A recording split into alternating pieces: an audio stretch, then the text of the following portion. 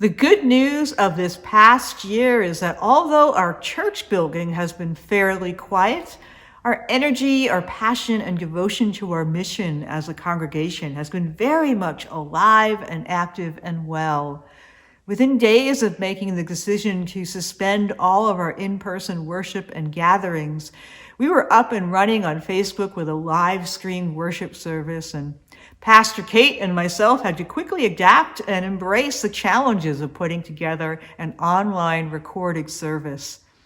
Thanks to the help of our wonderful music team, Sarah Phelps, Michael Havey, Wendy Villari, who've gifted us with new and uplifting music every week that they've recorded in their homes or in our sanctuary, giving us hymns and anthems and even a virtual choir. Our children's program has continued, and we've had help with our children's time during worship from our church school coordinator, Marilyn Gibson and Sue Wurst, and from our entire CE program. Our deacons recruited liturgists from near and far who recorded in their homes or here in our sanctuary so we could see your faces and hear your voices in worship as well.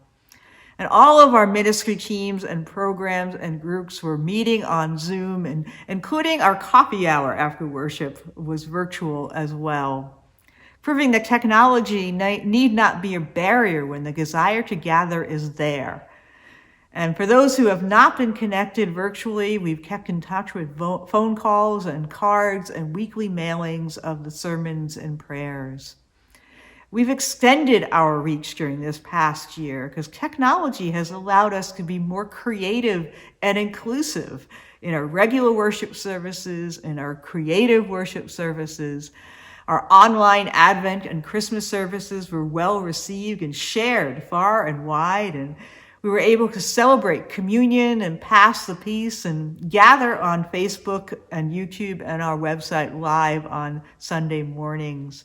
And we welcomed many of you who have been unable to be with us in worship, even in pre-pandemic times, because of distance or mobility issues or even time constraints.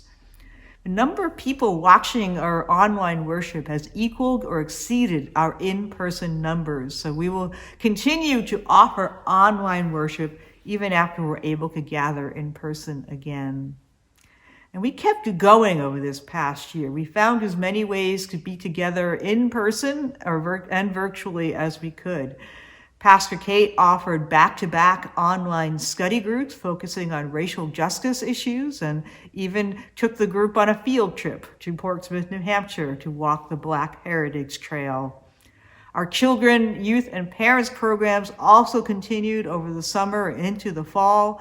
We celebrated our confirmation class in our memorial garden and presented Bibles to our third graders outdoors as well.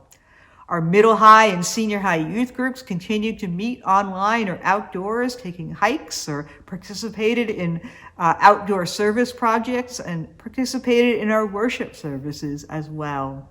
Our Women's Association gathered on Zoom or outside when they could and organized and ran a virtual holiday fair, which was very successful, even though it was entirely virtual.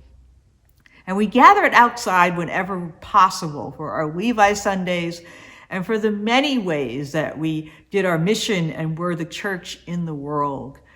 We learned that we are church even without our building. We ran drive-by food drives to collect food to benefit Share and end 68 Hours of Hunger.